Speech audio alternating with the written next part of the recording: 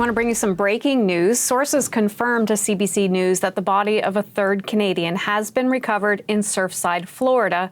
And that's from the site where a condominium building partially collapsed. Let's bring in the CBC's Katie Simpson, who was on the scene reporting for us live, following the story continually for us. Joins me live now from Washington. Katie, what's the latest? Yeah, sources are confirming to CBC News that the body of 23-year-old Michelle Pazos was found on the 9th of July.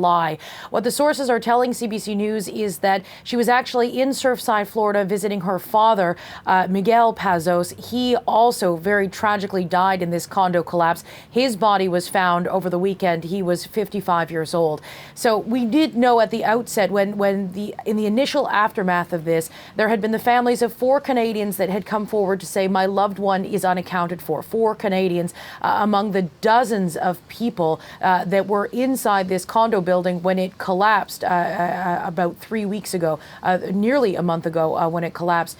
And we now have confirmation from 2 sources telling CBC News, 2 sources with direct knowledge of the situation, that the body of a third Canadian has been found.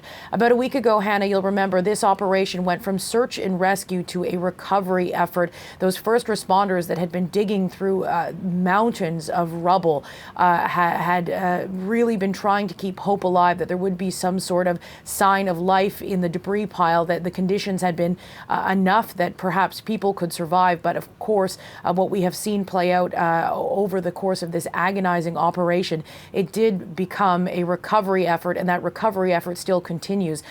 Nearly 100 people have been confirmed dead and recovered as a result of this condo collapse, but it is still, the recovery effort is still ongoing. The body of 1 Canadian is still missing at this time. Canada has consular affairs officials on the ground in Miami who work there permanently and who are trying to provide support and comfort and get information to those families as they're going through this. But we can confirm that the third body of a Canadian has been recovered in Surfside, Florida. Okay, Katie, thanks for the latest. Always appreciate it. The CBC's Katie Simpson in Washington.